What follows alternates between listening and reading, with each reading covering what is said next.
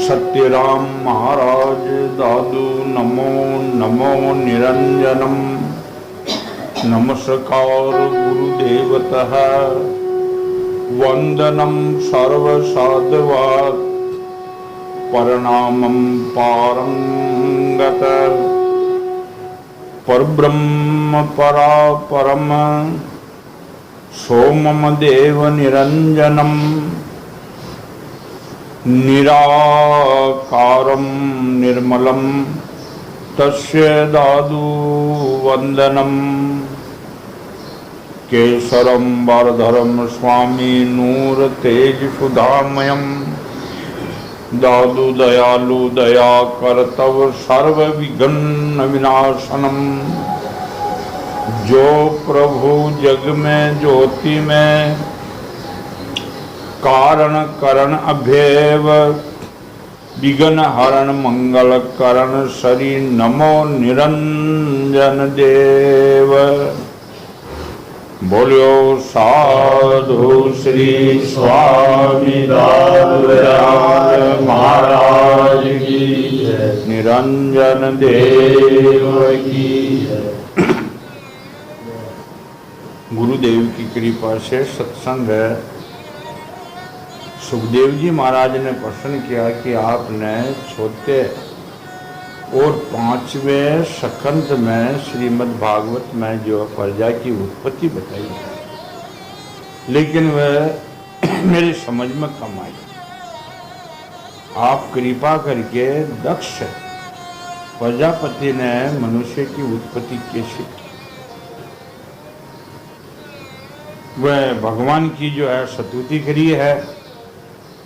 वनस्पतियों पहले प्रजापति दक्ष ने जल थल और आकाश में रहने वाले देवता असुर एवं मनुष्य आदि प्रजा की सृष्टि अपने संकल्प से की थी। ये शक्ति किसकी है? आदि देव परमात्मा की। ये महाराज इस शब्द में कहते हैं करे करावे सैया सिर और उनके देव। दादू शोभा दास के नाम ने अपना किया। देखो करे कराने वाले एक परमात्मा है, वही संकल्प से सृष्टि की रचना करते हैं। कैसे वो उनका संकल्प है कि मैं एक से अनेक हूँ, सारो ब्रह्मांड उत्पन्न। लेकिन उनका विभिन्न जो है ये एक शब्द में नहीं, विभिन्न धीरे धीरे समझाने के लिए पहली ब्रह्मा के बाद विष्णु प्रकट हुए, शिव, तीनों देवता प्रकृति के कार्य देवता माने गए हैं। उनमें फिर ऋषि, हर ऋषियों में से दक्ष प्रजापति ने प्रजापति बना करके सृष्टि के लिए उनको नियुक्त किया। प्रजा की संकल्प से की दक्ष, यह संकल्प परमात्मा का ही अंश। जब उन्होंने देखा कि सृष्टि बढ़ नहीं रही है, तब उन्होंने विंध्याचल निकट पर्वतों पर जाकर बड़ी घोर तपस्या की। वहाँ एक अत्यंत श्रेष्ठ तीर्थ है, उनका नाम अगमरण है और सारे पापों को धो डालने वाला। दक्ष ने कहा कि तपन में बड़ा बल है, तपस्या मनुष्य अपना जीवन नहीं, तपस्या तो परमात्मा स्वरूप हो जाता है। कठिनों भी लोहा, तपस्या दमन से, भ्रम नाश से, ज्ञान छूटने से कठिनों ही पकड़ो, जाना उसी को। ये जाना उसी लक्ष्य के ऊपर है। उन्होंने तपस्या की। इंद्रियातीत किसका नाम लिया उसने? इंद्रियातीत, जो ये इंद्रियों से बने हुए शरीर है, इनका संशोधन करने वाले मन और जीव, इनसे नहीं, जीव और मन की नहीं, इंद्रियातीत इंद्रियों को बनाने वाले, इंद्रियों के ऊपर जो आदि देव वो परमात्मा है, उनकी तपस्या है। भगवान उस पर प्रसन्न हुए। मैं तुझे ये स्तुति सुनाता हूँ। दक्ष प्रजापति ने इस प्रकार स्तुति की है। भगवान आपकी अनुभूति, आपकी चित्त शक्ति अमोघ है। आप जीव और प्रकृति के परे हैं। जीव और ये प्रकृति बनाने बिगाड़ने वाली और पालन करने वाली, परमात्मा फिर भी इनके परे है। जैसे महाराज ने कहा है कि रह न्यारा सब करे पर कहूँ लिप्त न होई, आदि अंत भाने घड़े ऐसा समर्थ सोई। वो परमात्मा है, उनको जानना बड़ी कठिन है, और जान गए तो फिर दूसरी वस्तु से अपना कोई सार नहीं। जब उनको जान लिए तो फिर दूसरी वस्तु, नाशवान भौतिक वस्तु से काम ही तो किया। अरे जिन्होंने जो है एक राजा से पिछाड़ होगी, राजा से प्रेम हो गया, तो फिर हाना सिपाहियों की तो बात ही क्या, सही मतलब। वह प्रकृति से परे है, उनके नयनता और उनकी सत्ता सपूर्ति देने वाले। जिन जीवों ने त्रिगुण माया सृष्टि को वास्तविक सत्य समझ रखा है, वे आपके स्वरूप का संस्कार कभी नहीं कर सकते। या त्रिगुण माया सृष्टि, रजोगुणी सतोगुणी तमोगुणी, ये जो यही अटक गया कि हाँ जो सब कुछ यही है, तो भगवान को जो है, जो पर ब्रह्म परा परम महाराज ने कहा है, उस परमात्मा को नहीं जान सकते। और उन्हीं परमात्मा को जाने बिना ये जन्म मरण के चक्कर से मुक्त नहीं हुए, क्योंकि अब तक किसी भी प्रमाण की पहुंच, ये प्रमाण की पहुंच नहीं है। प्रमाण नहीं दे सकते हैं उसी की, कभी ऐसे है नहीं। आपकी कोई अवधि, कोई सीमा नहीं है। आप स्वयं प्रकाश परापरम, यानी पर आपके पर कोई नहीं है। परापरम का अर्थ दो तत्व क्यों लिख दे? परापरम यानी आपके पर कोई नहीं है, आप ही है। मैं आपको नमस्कार करता हूँ। जो तो जीव और ईश्वर एक दूसरे के सखा है तथा इसी शरीर में अज्ञेय निवास करते हैं।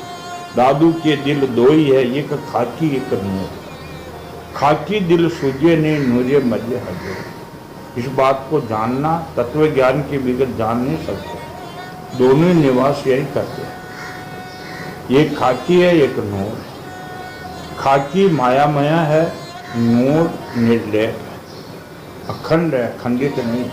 खाकी जन्मते और मरते, परंतु जीव सर्वशक्तिमान आपके असंख्य भाव को नहीं जाने। ठीक वैसे जैसे रूप रस गंध आदि इसे अपने प्रकाशित करने वाले नेत्र ग्रहण आदि इंद्रिया वृत्तियों को नहीं जानते, क्योंकि आप जीव और जगत के दृष्टा हैं, दृश्य नहीं है। आप बनाने वाले हैं, लेकिन आपको जानते कोई, देखते आपको ये कोई नहीं देख सकते। महेश्वर, मैं आपके श्री चरणों को नमस्कार करता हूँ। महादेव है, मैं हूँ, ब्रह्मा है, नमस्कार करके रह जाते हैं, लेकिन आपका आदि अंत मध्य नहीं बता सकते। ये दक्ष की स्तुति है। देह प्राण इंद्रियां अंतःकरण की वृत्तियां, पंच महाभूत और उनकी तन मात्राएं, ये सब जड़ होने के कारण अपने को और अपने अतिरिक्त को नहीं जानते। कौन जड़ बताएगी शब्दों का? जड़ कौन है? एक तो ये शरीर जड़ है, प्राण भी जड़ है, इंद्रियां भी जड़ है, अंतःकरण की वृत्तियां भी जड़ है, पांच भूत पांच प्राण ये सब जड़ है। अंजन का मीनन अलग अलग पूरा लगी हुई है, लेकिन उनको चलाने वाले नहीं है, तो सब जड़ है। ये इनको समझने के लिए, परंतु जीव इन सबको और इनके कारण सत्वगुण रजोगुण तमोगुण तीनों गुणों को जानते हैं, परंतु वह दृश्य अथवा ये रूप आपको नहीं जान सकते। क्योंकि आप सबके ज्ञाता और अनंत है। इसलिए प्रभु मैं केवल आपकी स्तुति कर सकता हूँ। प्रभु तू ही है, तू ही है, तू ही है, अपार है, अपार है, अगाध है, अगाध है, ईश्वाय आगे। यानी शास्त्रकारों का वचन भी नहीं, महात्माओं का, तपस्वियों का वचन आगे नहीं। अगाध है, अपार है, तू ही है, तू ही है, आगे कोई शब्द नहीं। इनके आगे कोई शास्त्र में लिखा हुआ भी नहीं, कहीं सुनाने वाला भी नहीं। अगाध है, फिर क्या कहेगा? परापरम, आगे फिर क्या कहेगा? अपार है, फिर अपार के बाद में क्या बोलेंगे? नहीं कह सकते। ये कह सकते हैं तुम अपार है, तुम अगाध है, तुम अगाध है, यह तक कह सकते हैं। प्रभु जो है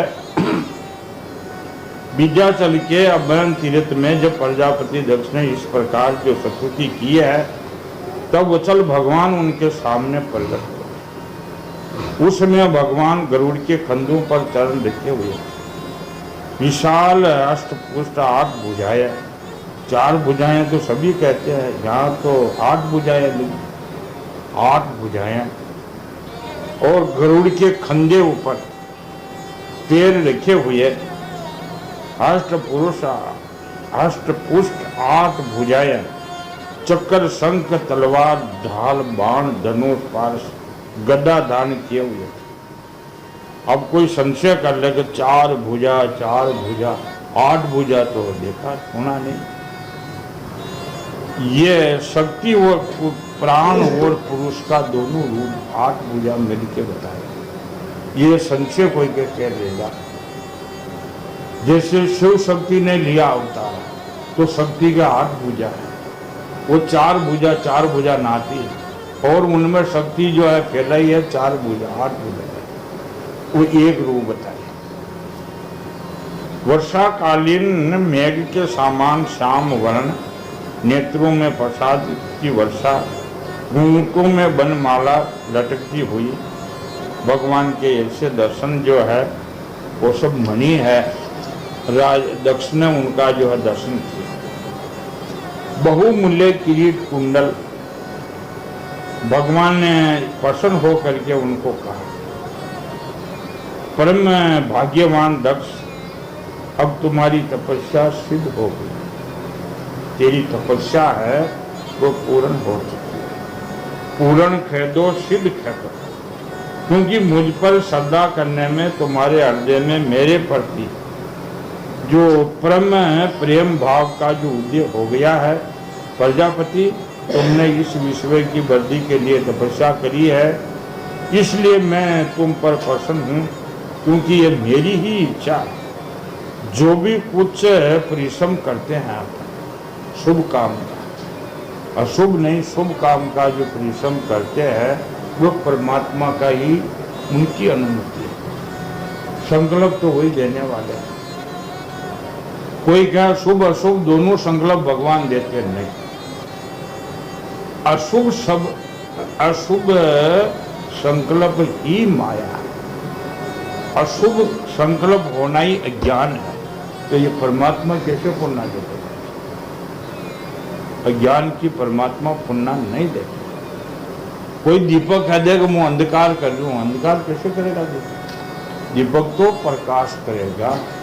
ये जगह समझने के लिए भी थोड़ी भारी घाटी है। करने बहुत से लोग कहते हैं सब वही है, बुरा ही वही करवाओ। बुरा कैसे करवाएंगे? क्या बुरा है वो?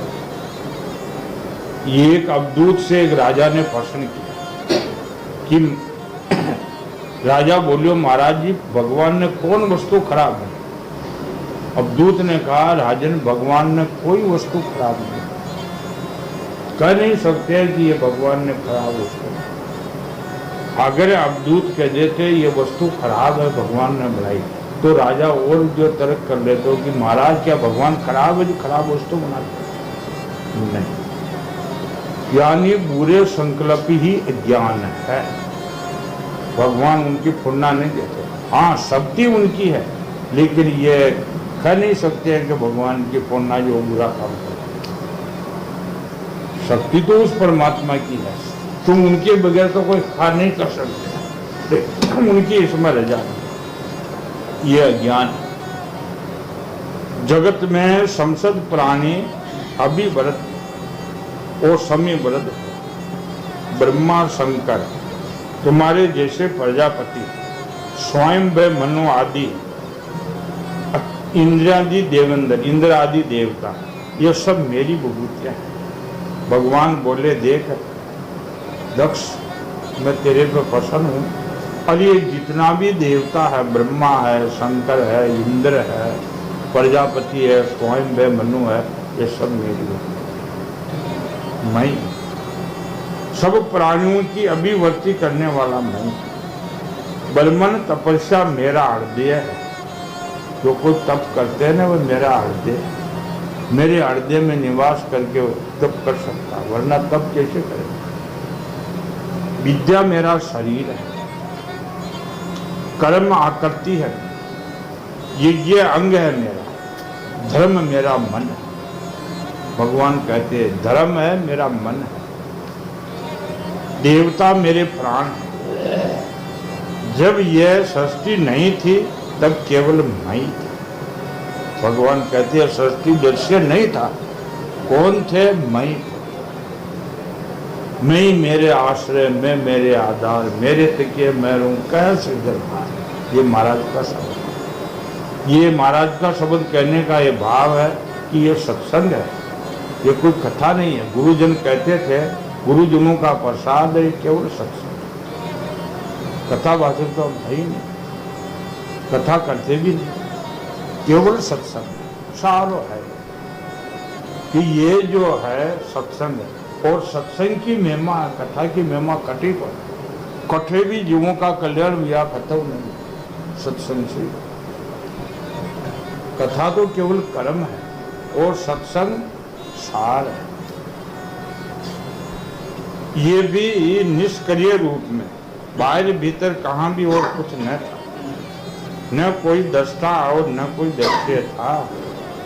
मैं, भगवान कहते हैं मैं केवल ज्ञान स्वरूप और अन्यथा था। ऐसा समझ लो मानो सब और है, सुबुद्धि सुचारी हो। प्रिय दक्ष में अनंत गुणों का आधार, और मैं अनंत हूँ, मेरा कोई वार पार नहीं है। स्वयं भगवान ये कहते हैं। जब गुणमयी माया के क्षोभ से ये ब्रह्मांड शरीर प्रकट हुआ, तब इसमें आयोजित आदि पुरुष ब्रह्मा उत्पन्न हुए। ये माया से ब्रह्मांड की उत्पत्ति हुई। इनका नयनता कौन है? ब्रह्मा। मैंने मैंने अपने शक्ति और चेतना का संचार किया, तब देव शिरोमणि ब्रह्मा सृष्टि कर रचने के लिए उदित हुए, परंतु उन्होंने अनेकों सृष्टि कार्य में असमर्थ पाया। उसमें मैंने उसे आज्ञा दी तब कर। भगवान ने कहा कि दक्ष, ब्रह्मा ने जब मैं सृष्टि का नयनता बनाया लेकिन वह भी न रच सके, तो मैं उसको कहा तब उन्होंने घोर तपस्या की। उस तपस्या के प्रभाव से पहले तुम 9 प्रजापतियों की सृष्टि हुई। ये 9 का मीनू ये भी आ गए। दक्ष भी थे, विशेष थे, पुलस ऋषि, पुलह ऋषि, ये सब जो है 9 ऋषि हुए। प्रिय दक्ष, देखो ये प्रपंच प्रजापति की कन्या आशिनी की है, तुम अपनी पत्नी रूप से ग्रहण करो। अब तुम ग्रस्तोचित ये स्त्री धर्म को स्वीकार करो। ये संगी उन धर्म को स्वीकार करेगी, तुम अपने द्वारा बहुत सी प्रजा उत्पन्न कर सको। प्रजापति, अब तक तो मानसी सृष्टि होती थी, अब तुम्हारे ये सारी प्रजा है ये मायामय स्त्री से सृष्टि हुई। ये भगवान ने जो है दक्ष को कहा। सुखदेव जी महाराज ने कहा कि विश्व के जीवन दाता भगवान श्री हरि ये कहकर दक्ष के सामने ही इस प्रकार अंतर्धान हो गए, जैसे सपने में देखी हुई वस्तु अदृश्य हो जाती है। सुखदेव जी महाराज ने कहा कि परीक्षित है, भगवान के शक्ति संचार से दक्ष प्रजापति परम समर्थ हो गए। उन्होंने पंच जननी पुत्री शकिनी से अहिल्या नामक 10,000 पुत्र उत्पन्न किए। जब उसने जो है ऋषि की लड़की का जो है उनको स्वीकार करी है और उनसे भगवान की शक्ति से 10,000 पुत्र उत्पन्न किए और वो 10,000 राजन दक्ष ने सभी पुत्र एक आचरण एक स्वभाव वाले। आज देखो एक पिता है एक माता है, पुत्र एक है तो पता न पड़ेगा दूसरों किसी बुद्धि वाला, दो है तो पता पड़ जाएगा इसकी बुद्धि कैसी है उनकी क्या है। लोग कहेंगे अरे है तो भाई भाई पर अंतर बहुत है, 3 हो फिर तीसरी और उनमें अंतर है, 4 10 खतरा भी हो, भिन्न भिन्न बुद्धि होएगी। कोई माँ मूर्ख होगा, कोई मध्य मार्ग के होएंगे और कोई महान महात्मा होगा। ये गति संसार में देखी जा रही है। लेकिन वह 10,000 एक आचरण एक स्वभाव के। जब पिता दक्ष ने उनको संतान उत्पन्न करने की आज्ञा दी, 10,000 ने क्यों जाओ सृष्टि की रचना करो, ये दक्ष प्रजापति ने कहा। तो वो तपस्या करने के विचार पिछम दशा को चले गए। पिछम दशा में सिंधु नदी और समुद्र के संगम नारायणसर नाम का एक मान तीर्थ है। वह 10,000 राजा दक्ष के पुत्र, ये पिछम दशा। वो सिंधु नदी भी इधर ही है, सिंध देश के लोग आए सिंधी कहते हैं।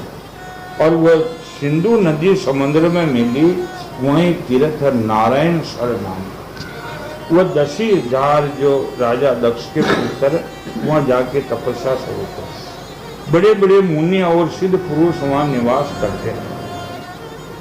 नारायण सर के स्नान करते ही हेरवे श्लोक के अंतःकरण शुद्ध हो गए, उनकी बुद्धि भगवतमय हो गई। बुद्धि अगर बुद्धि सुरता परमात्मा में लागे तब परमात्मा में एकाग्र हो तब भजन होगा। न बाबा जितना खाली परिश्रम खाली ऐसे राम राम राम राम करते रहो, बुद्धि नहीं लगती, मन नहीं लगा, क्या फायदा। वो शुद्ध हो गया, बुद्धि भगवान में लगी। फिर अपने पिता दक्ष की आज्ञा से बंधे होने के कारण वे तपस्या करते रहे। जब देव ऋषि नारद जी ने देखा भागवत धर्म में रुचि होने पर भी ये प्रजावर्दी के लिए तत्पर है, अब उन्होंने अपने पास जा करके हेरवे तुम प्रजापति हो क्या। नारद जी चले गए। नारद जी ने देखा ये तपस्या कर रहे हैं और फिर इनकी बुद्धि क्या तप में किस रुचि में लगी हुई है कि हम सृष्टि की रचना करेंगे। फिर वास्तव में तुम लोग मूर्खी हो। नारद जी जा रहे बोले अरे तपस्या कर रहा, खरा छूटो हो बंदो हो, यह अपनी भाषा की बात। तो तुम तपस्या कर रहे हो, बुद्धि पवित्र हो गई, आपका सुर सही है, और फिर मूर्ख हो जो हम सृष्टि की रचना करेंगे। ये बात नारद जी ने कही। 10,000 बतलाओ, अब तुम लोग पृथ्वी का अंत नहीं देखा, जब सृष्टि कैसे रचो। नारद जी बोलिया था पृथ्वी ने देखी, कौन बनाई, इन्हें किसान है यार, और सृष्टि की रचना खान कह रहे हो, कटर आप हो। बड़े दुखी बात है। नारद जी बोले देखो एक ऐसा देश है जिसमें एक ही पुरुष है। नारद जी का ज्ञान है। लोग कहते हैं ना नारद नारद, अरे नारद की होड़ करो। 10,000 पुत्रों को ये बता रहे कि देखो एक ऐसा देश है, तुम जानते हो, तो एक ही पुरुष। एक ऐसा बिल है जिसमें बाहर निकलने का रास्ता नहीं है। 2 बात। तीसरी बात, एक ऐसी स्त्री है जो बहुरूपणी है, यानी वह पतिव्रता नहीं है, बड़ी जो है बहुरूपणी है। एक ऐसी, एक ऐसा पुरुष है जो व्यभिचारिणी का पति है। सोती बात। ये एक ऐसी नदी है जो आगे पीछे है, दोनों ओर बहती है। नारद जी ने कहा एक नदी ऐसी है जो उन्हीं बेवर उन्हीं बहती। ये बताओ आप, दोनों तरफ बहती है। एक ऐसा विचित्र घर है जो 25 पदार्थों से बने हुए है। एक ऐसा हंस है जिनकी कहानी बड़ी विचित्र है। एक ऐसा चक्कर है जो छुरे एक वजन से बना हुआ है और अपने आप वह घूमते रहते हैं। मूर्ख है हेरू, नारद जी ने कहा मूर्खों, जब तक तुम लोग अपने सर्वज्ञ पिता के उचित आदेश को समझ नहीं लोगे, तब तक उपरोक्त वस्तुओं की देख नहीं लोगे, तब तक उनके आज्ञा अनुसार सृष्टि कैसे नष्ट होगी। सुखदेव जी महाराज ने कहा कि परीक्षित, हे सूर्य जन्मे ही बड़े बुद्धिमान थे। वे देव ऋषि नारद जी की ये पहली गुड वचन सुनकर अपना बुद्धि में एकदम विचार किया। उनकी बुद्धि पवित्र तो थी, तपस्या कर रहे थे, आज यीशु शब्द खड़े लगे। अगर ऐसा शब्द जो लग जाए तो फिर संसार का दुख रहेगा क्या। महाराज कहते इसी जगह पर ब्रह्म भक्ति जब उपजे और माया भक्ति मिलाए, दादू निर्मल मल गया जो रवि तिमर नशा। लेकिन शब्द लगते कहाँ है। देव ऋषि नारद का कहना तो सच ही है। वो अपनी बुद्धि के अनुसार 10,000 पुत्र बोले कि ठीक है नारद जी का, वह ये शरीर उपशिष्ट शरीर है जिसे साधारण जीव कहते हैं, पृथ्वी है, ये आत्मा का अनादि बंधन है। इनका अंत विनाश देखे बिना, आदि और अंत विनाश देखे बिना उपयोगी कर्मों में लगे रहने में बोलो क्या लाभ। कोई भी कार्य करो उसका आदि अंत फल नहीं जाना तो वो कार्य करने में बोलो क्या फायदा।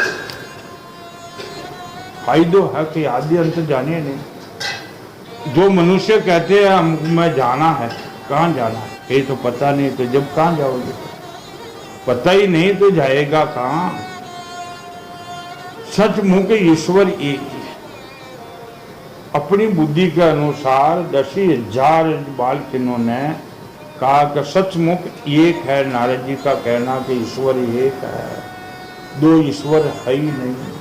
अगर एक ईश्वर है तो अत्रो जीव पसीजो, तो दो ईश्वर हो जाओ तो कैसे निकलेगा। दो नहीं, ईश्वर एक। वास्तव में वो अपनी बुद्धि से ही बता दिए ईश्वर एक। वह जागृत आदि तीनों अवस्था में और उनके अभिमानियों से भिन्न उनका साक्षी तुरीय है। उनका घर भी वही है, तुरीय अवस्था में वह रहते हैं। ईश्वर है, वह सबका आश्रय है, उनका किसी का आश्रय है। जो महाराज कहते तुमसे हमको बहुत, यानी आपका जैसा मांगरा जैसा आपके बहुत है, लेकिन आपका ऐसा मेरे एक भी नहीं। परंतु उनका आश्रय कोई नहीं, वह भगवान है। इस प्रकृति आदि के अतीत नित्य मुक्त परमात्मा को देखे बिना भगवान के प्रति संप्रीत कर्मों में जीव को क्या लाभ है। परमात्मा ने न जाना, अगर उनके जो खूब कर्म किया तो कोई लाभ ही होगा। परमात्मा ने जाने बाद में कर्म की आरंभ होता है, बाकी बहुत कर्म करो क्या फायदा।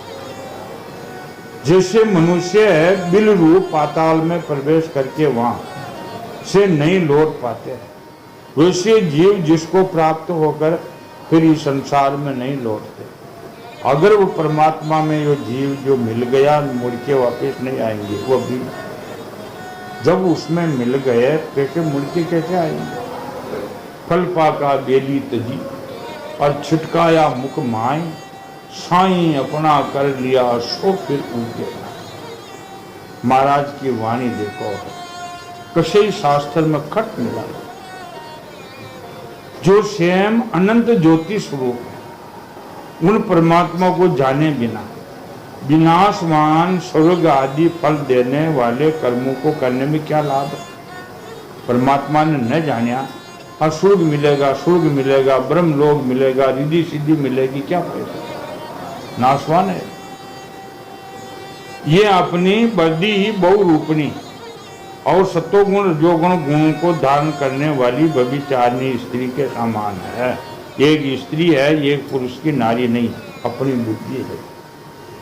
और जो खाकी की कुतिया की निछाव जी के लड़का, यही मेरा, यही मेरा, यही मेरा, वही मैं हूं, वही मैं, वही मैंने किया। अरे व्यभिचारिणी स्त्री, ये बुद्धि। इस जीवन में इनका अंत जाने बिना, विवेक प्राप्त किए बिना अशांति को अधिक बढ़ाने वाले कर्म करने में कोई फायदा नहीं।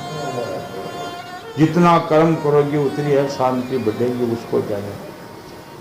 खूब कर्म तप करो, योग्य करो, तीर्थ करो, व्रत करो, कुछ भी करो, लेकिन उसको जाने बिना और कलेश ही कलेश होगा, शांति नहीं मिलेगी। ये बुद्धि ही कुलटना स्त्री के समान है। इनके संग से जीव रूपी पुरुष का ऐश्वर्य, इनकी स्वतंत्रता नष्ट हो गई। इसी के पीछे पीछे उल्टना स्त्री के पति की बाती, न जाने ये बुद्धि के पीछे पीछे ये जीव कहाँ कहाँ भटकता है, पता ही नहीं, उनके पीछे लगे यार। इन विभिन्न गतियों को चालों को जाने बिना विवेक रहित कर्मों में कोई सिद्धि नहीं मिलेगी। माया ही दोनों ओर बहने वाली है। वका एक ऐसी नदी देखी जो दोनों भाड़े बदले, यह माया है या दो भाड़े चल। जैसे मारवाड़ में शेर शेटानी ऊंट पर बैठ करके जो आगे शेठ जी थे और पाछे शेटानी जी था। ऊंट ने जो ऊंट वालों नीचे झुकायो उतार में एकदम हम लोग आयो बैठवा को अभ्यास न हो, मोको कमी पड़ो शेर जी तो ऊंट आगनो गोजन डाली जो एकदम जो लोड़ो लाग्यो शेर भी बुढ़ीदा शेठानी क्यों अच्छो जो आगे ने बैठी गयो बाजू में पड़ जाती थी। कर शेठ पाछो नु बैठो का लाग्यो ऊनो अल्लोड़ो जो शेठानी पाछे जातो शेठानी क्यों दही फाड़ो बैठे अभी को ये माया दही फाड़ो ऊनो दही फाड़ो। ये सृष्टि भी करती है और प्रलय भी कर लेती है। ये पूजा भी देती है और नरक में भी डाल देती है। प्रत्यक्ष देखो आप माया वाला ने लोग जी का अज्ञानी करे जी तो कोई धर्मात्मा तत्व ज्ञानी तो करते नहीं, लेकिन वह अज्ञानी लोग पूज भी लेते हैं, नरक में भी डाल देते हैं। माया के संग जे गए ते बोर न आए, दादू माया डाकनी इनके खाए। जो लोग इससे निकलने के लिए तपस्या विद्या आदि तट का सहारा लेने लगते हैं, उसे रोकने के लिए क्रोध अहंकार आदि के रूप में वे और भी वेग और बढ़ा देते हैं। जो पुरुष इनसे वेग से विवश एवं अन भी है, वह मायिक कर्मों से क्या लाभ होता है? निकलबो छावे लेकिन काम क्रोध मद लोभ न छोड़े को, वो इनसे क्या लाभ होगा फिर कृष्ण करने से? ये 25 तत्व का एक अद्भुत घर है। पुरुष का ये आश्रयमय आश्रम है। ये संसद कार्य कारणमय जगत का अधिष्ठाता है। ये शरीर ही माना है। मनुष्य का घर कहाँ है? चूने पत्थर के, ईंट पत्थर के, घास फूस के नहीं है। मनुष्य का शरीर, मनुष्य का घर शरीर ही है। और संसद कार्य का ये बात न जानकर सच्चा स्वतंत्र प्राप्त किए बिना झूठी स्वतंत्रता से किए जाने में कर्म बेरती है। भगवान का स्वरूप बतलाने वाला शास्त्र हंस के समान खीर और नीर को अलग अलग कर देते हैं। हंस कौन है?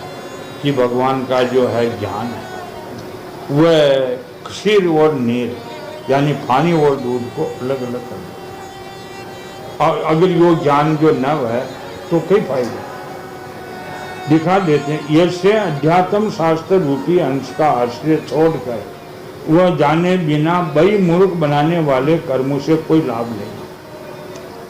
ये काल भी एक चक्कर है, ये निरंतर घूमते रहते हैं। कई एक चक्कर ऐसा है जो वही बिना घुमाए घूमा, ये काल। बिना ही घुमायो चक्कर लगा रहा, जो इसके फंदे में आते गए और उनको कुशलता ज्ञान चलता रहता है। इनकी धारा छुरे के वज्र के सामान तीखी है, ये सारे जगत को अपनी ओर खींच रहा है, इसको रोकने वाला कोई नहीं, परम स्वतंत्र है, ये काल स्वतंत्र है, इनको रोकने वाले कोई नहीं। ये बात न जानकर कर्मों के फल को नित्य समझ जो लोग सकाम भाव से उनका अनुष्ठान करते हैं, उससे वे अनित्य कर्मों में क्या लाभ होगा। शास्त्र ही पिता है। जो पिता कौन है? शास्त्र है। शास्त्र को ज्ञान ही पिता है, पिता कोई मनुष्य नहीं, क्योंकि दूसरा जन्म शास्त्र के द्वारा ही होता है।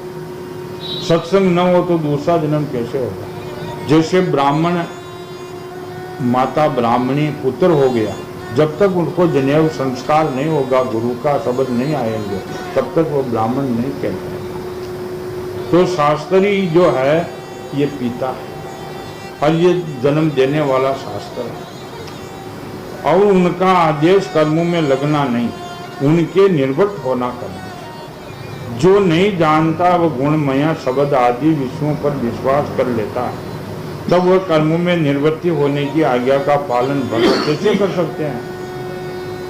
सुखदेव जी महाराज ने कहा कि राजा परीक्षित हिरण्यसुओं ने एक मत से यही निश्चय किया और नारद जी को परिक्रमा करके मोक्ष पंथ में पंथिक बन गए, जिस पर चलकर फिर लौटना नहीं पड़ेगा। एक सूर्यदशी 1000 बालकों ने नारद जी का उपदेश धारण करके निश्चय किया कि इसी धार पर चलो जो मुड़ करके संसार में न आना। इसके बाद देव ऋषि नारद ब्रह्मसुर में संगीत लहरी में अभ्यंत हुए, भगवान श्री कृष्ण चंद्र के चरणों में अपने चित्त को अखंड रूप से स्थिर करने में लोग लोकांतर में विचरने लगे। नारद जी ने आनंद आ गया, कहो बहुत बढ़िया, ये 10,000 जो है महात्मा बन गए और नारद जी नारायण नारायण गुण गाता जगह बेना का टूर पर निकल गया। खूब आनंद आया, नारद जी विचर गए। परीक्षित जब दक्ष प्रजापति ने मालूम हुआ कि मेरे शीलवान पुत्र नारद जी के उपदेश से कर्तव्य अच्युत हो गए, तब ये शोक से व्याकुल हुए और नारद ने ऐसा उपदेश जो हमारा पुत्र ने जो अपना कर्तव्य ने छोड़ दिया। सहकामी लोगों का तो संसार कर्तव्य है, और कहते हैं मुकाब कई लोगों ने, मैं यही सुना, किसी का जो है सुल्तान 1 है 2 है, अगर उनका ब्याह नहीं हुआ तो वो कहते हैं उर्जो को न मारो, छोड़ो नींद ना हो मन रहा उर्जो को उन्हें कह सके उर्जो को उर्जो को ना। एकदम दक्ष ने जो है बोलो योग करे कि नारद योग ही करे, कर्तव्य शून्य कर दिया। बड़ा पश्चाताप हुआ। सचमुच अच्छी संतान होना शोक का कारण है। ब्रह्मा जी ने दक्ष प्रजापति की बड़ी साधना दी है। उन्होंने पंचजन नंदिनी आसिनी के गर्भ से 1000 पुत्र और उत्पन्न किए। उनका नाम था सबलासव।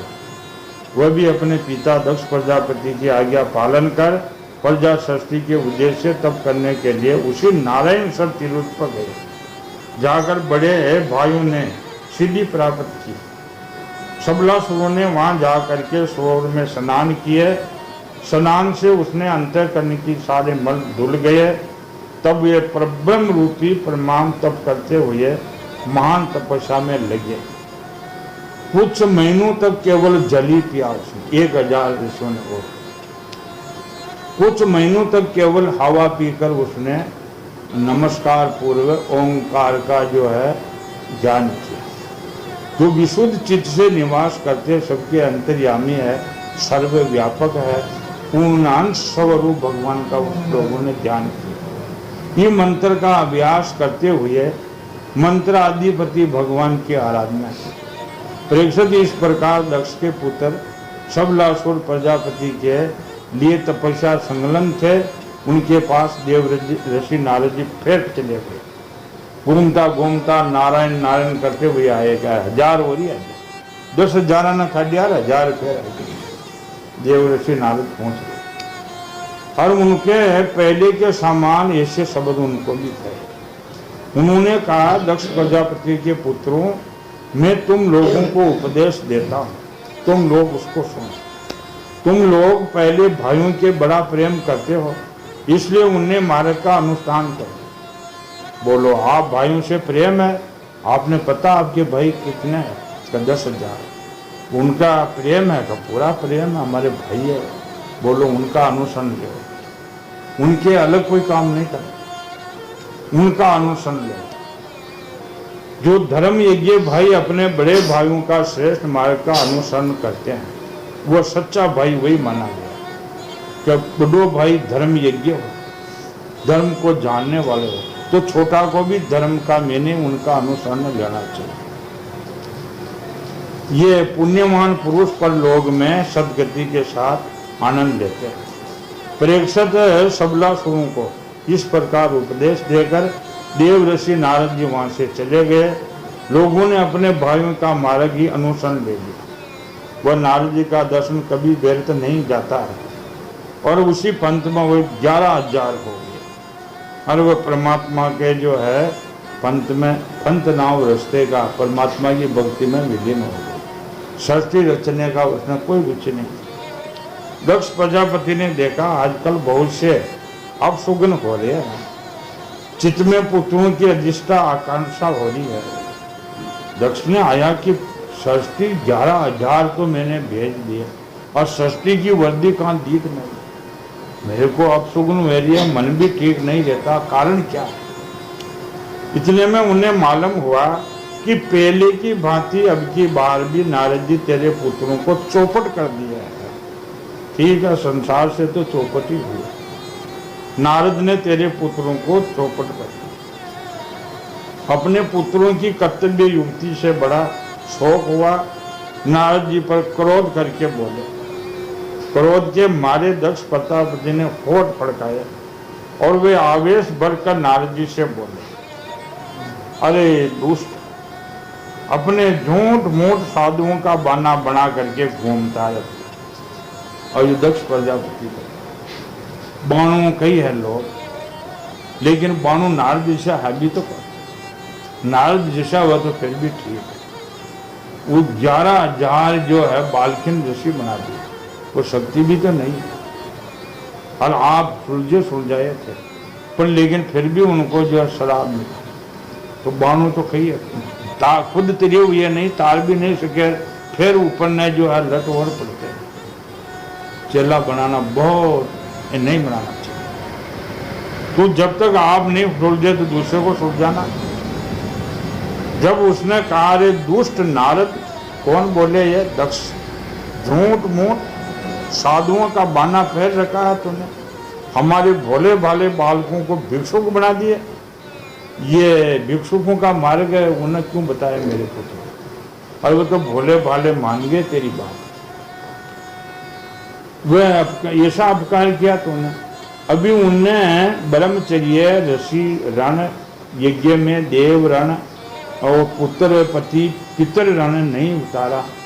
अभी कर्म फल की उसको नश्वरता संबंध में भी नहीं आई, परंतु पापातम तुमने उसको दोनों लोगों से बिगाड़ दिया है। वो बेचारा कहाँ घूमता फिर, न तो वो गस्ता आश्रम ने जानियो और न वो पर लोग ने जानियो, दोनों से बिगाड़ देते। ठीक है, मनाओ जो कह सकता।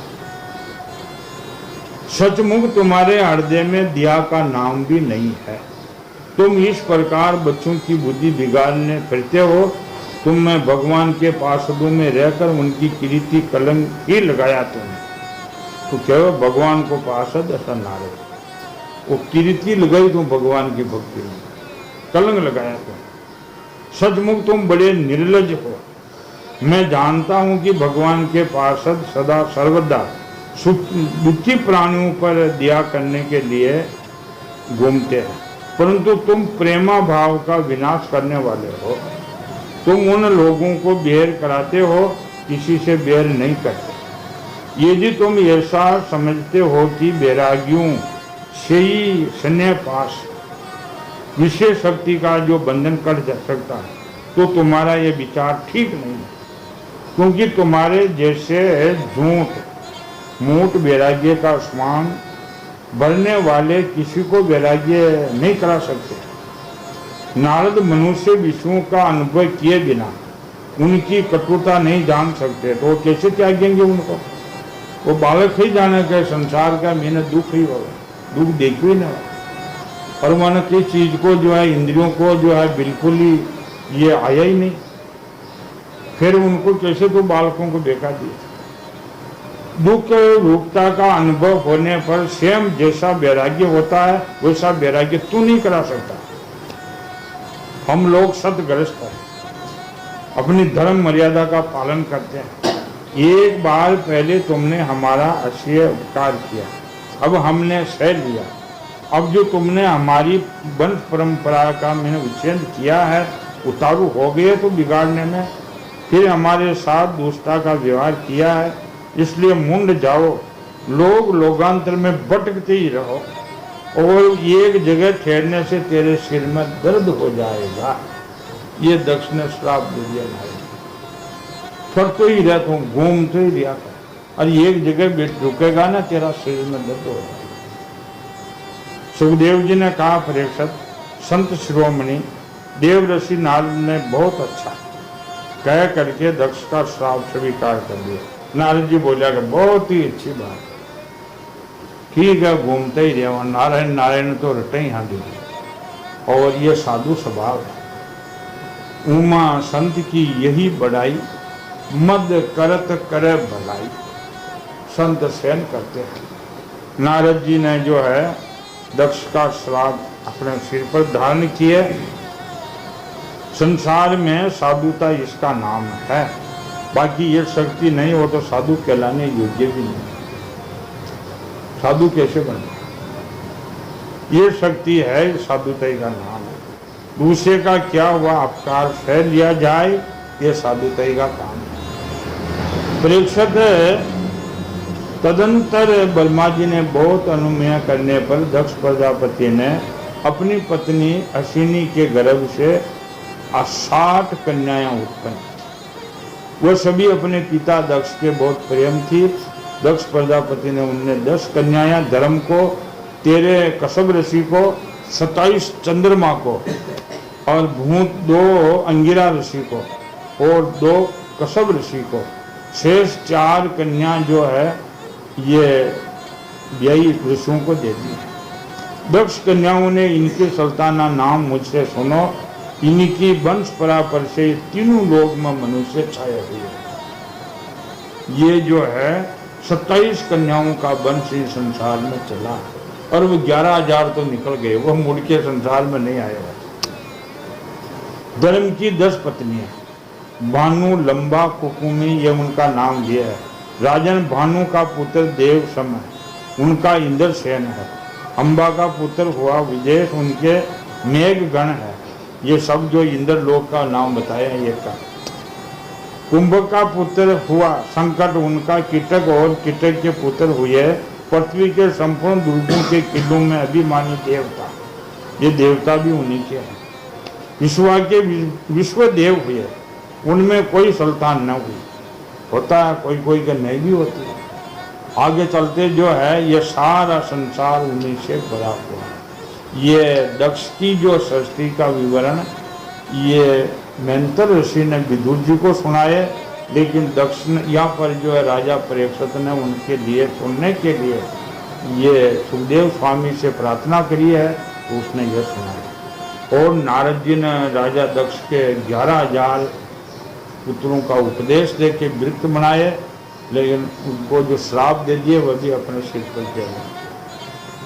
सच्चिदानंद भगवान की